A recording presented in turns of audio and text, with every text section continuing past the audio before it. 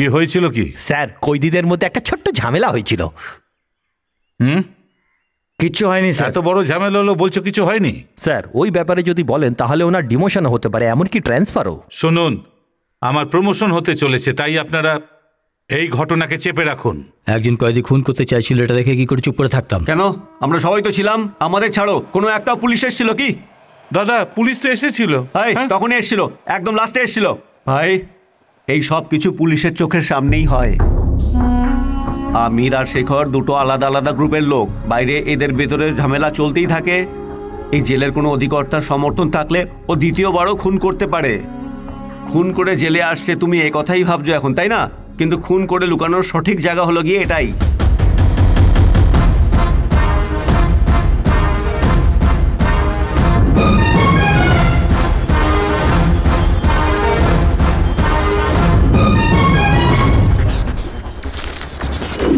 লোকেরা বলে মিটার থেকে আমরা বেশি টাকা নেই, কিন্তু জেলে কত টাকা নেয়? দুটো কলার 100 টাকা।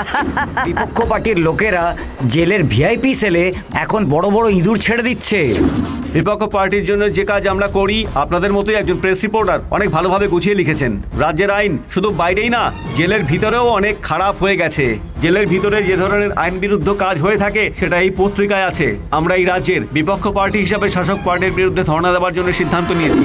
জেলে ঘুষ নেওয়া এবং কয়েদিদের দিয়ে খুন করার প্রচেষ্টা, তাই 11 তারিখে আগামী ওয়েস্ট বেঙ্গল কমিশনের অফিসের সামনে বিপক্ষ পার্টির নেতারা প্রদর্শন করবেন এবং বিক্ষোভ জানাবেন।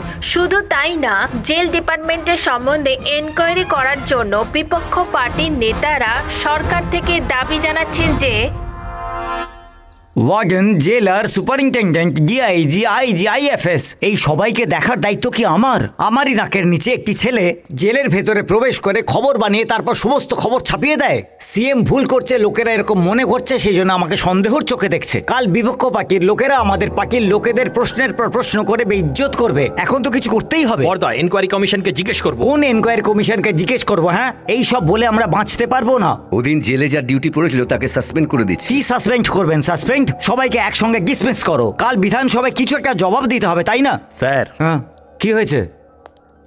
আপনাকে মন্ত্রীর পদ থেকে সরিয়ে দিয়েছে। 40 MLA আমার দাদার হাতে আছে, আর 14 বছর ধরে টানা উনি জিতে আসছেন। এটা কি তারই শাস্তি দিচ্ছেন সিএম? সিএম কে যদি অপোনেন্ট পার্টি জিজ্ঞেস করে, ওনাকে তো জবাব দিতেই হবে। সেই জন্য উনি চিন্তা করে এই ডিসিশনটা নিয়েছেন। কেন? এই নির্ণয় তো আমিও নিতে পারতাম। শুধু কি ওনারই অধিকার আছে? এই সমস্ত জন্য দায়ী ওই রিপোর্টারটা।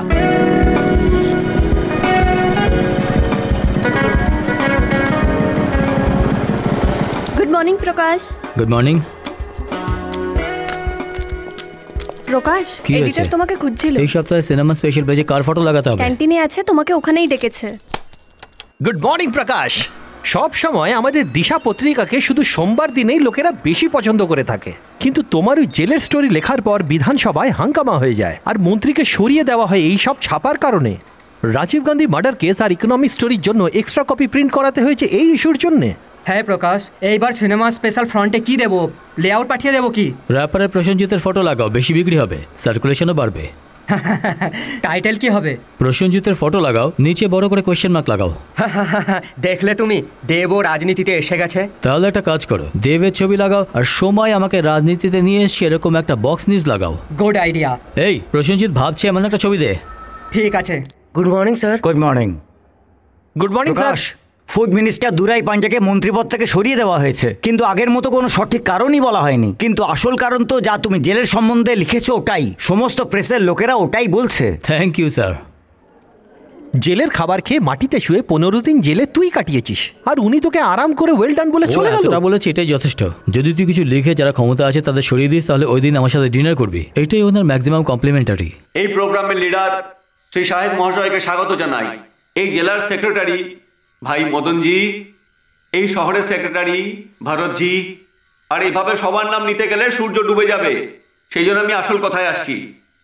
এখন ইলেকশন শেষ হয়ে গেছে, সব পার্টি মানুষকে ধন্যবাদ জানাবে, এখানে আপনাদের সাথে সাক্ষাৎ করতে আসবে, কিন্তু আমি তার জন্য এখানে আসিনি। কেন আমি আপনাদের ধন্যবাদ জানাবো? সব জায়গা থেকে আপনারা আমাদের পার্টিকে হারিয়ে দিয়েছেন। আমরা কি কোনো আসন চেয়েছিলাম? শুধু ডিপোজিটই চেয়েছিলাম, তাই না? যে ডিপোজিট ছিল সেই ডিপোজিটকে আপনারা ফেরতও দেননি। তারপরও ধন্যবাদ কেন বলবো? সেই জন্যই ধন্যবাদ সব লোকে সরিয়ে দিয়েছি আমি। যখন আমি কথা শুরু করব তখন তোয়ালে নিয়ে একজন পয়সা উসুল করতে আসবে।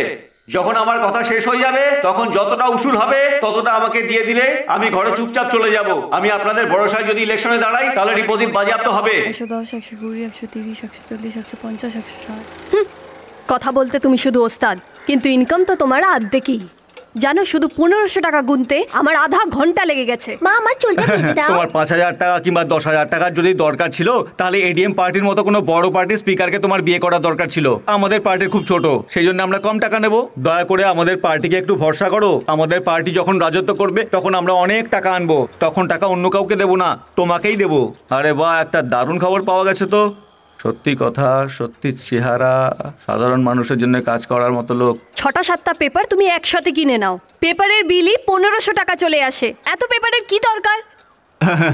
আমাদের পার্টির লোকেরা যে কোনো পেপার পড়ে না, শুধু আজকের পেপারে কি লেখা আছে সেটা শুনে নেয়। আমাদের মতো লোকেরা ওদেরকে বোঝাচ্ছে, আর সেই জন্যই আমাদের জীবনটা চলতে পারছে। বুঝতে পেরেছো?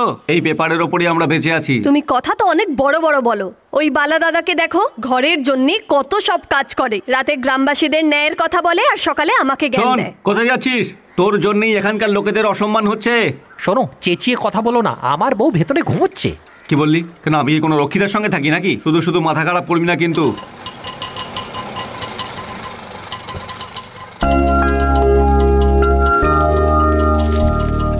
নমস্কার মাস্টার মশাই, আসুন। রিটায়ার হয়েছি 5 বছর হয়ে গেছে, শুধু আপনি আমাকে টিচার বলে ডাকেন। নমস্কার। কেমন আছো দাদা? হ্যাঁ, অনেক ভালো আছি। তুমি আমিও কেমন ভালো আছো? আছি। আচ্ছা আচ্ছা।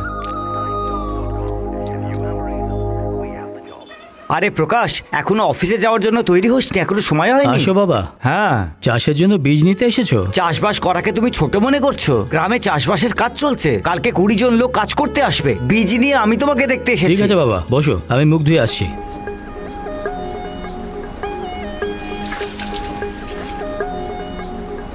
ঠাকুরপো, কফি নেবে না চা? কফি দাও মা। ঠিক আছে। বাবু, ফোন বাজছে। হ্যাঁ, আসছি।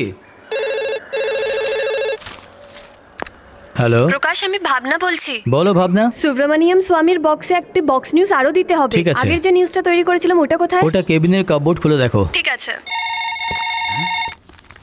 হ্যাঁ, হ্যালো, কার সঙ্গে কথা বলতে চান? ললিতা আছে কি? ললিতা, 1 মিনিট দাঁড়ান। ও কেন রে, ফোন করে আমাকে কেন বিরক্ত করছিস? শাড়ি কিনতে যদি চাইছিস তাহলে নিজেই তো যেতে পারে। Hello Lalita, 1 second please. Lalita, তোমার ফোন। আরে, ওই করোনা ম্যাটার যে বানিয়েছিলাম না, ওটাই ইস্যু। হ্যাঁ হ্যাঁ, আমি দেখছি। নিয়ে নিয়েছো? হ্যাঁ, নিয়ে নিয়েছি, থ্যাংক ইউ। তোমার কাজ এখনো শেষ হয়নি? না মা, বুঝতে পারছি না আমার কাজ কখন শেষ হবে। 5 একর জমি রেখে সমস্ত দিন চাষবাস করে কাটাচ্ছে, আর এও কম যায় না। পাগলের মতন কাজের পেছনে পালায়, খাবারও সময় মতন খায় না। এর বিয়ে করিয়ে দিন, তারপর ওর সাথে আপনিও থাকতে পারবেন, তাই না? আমি কি বিয়ের জন্য না করেছি? গত মাসে চেন্নাইতে একটি মেয়ে দেখেছিলাম, ওর বাবা ভালো লোক নয়। বিয়ের আগে সবকিছু দেখে নেওয়া উচিত। বাবা, শিবাজীনগরে গত সপ্তাহে তুমি যে মেয়েটা দেখেছিলে, ও ক্লাস 8 পাস, ওকেই বিয়ে করতে হবে। আরে থাক থাক, তোর জন্য মেয়ে কবে জন্ম নেবে তুই বোধহয় এটাই ভাবছিস। ও জন্ম নিয়ে নিয়েছে, বুঝলি? যে পার্টি আমার সম্মুখে দাঁড়িয়ে আছে তাকে এই প্রশ্ন করছি যে সে কি আমার সাথে এই স্টেজে এসে তর্ক করার জন্য প্রস্তুত আছে? আমি কাউকেই ভয় পাই না।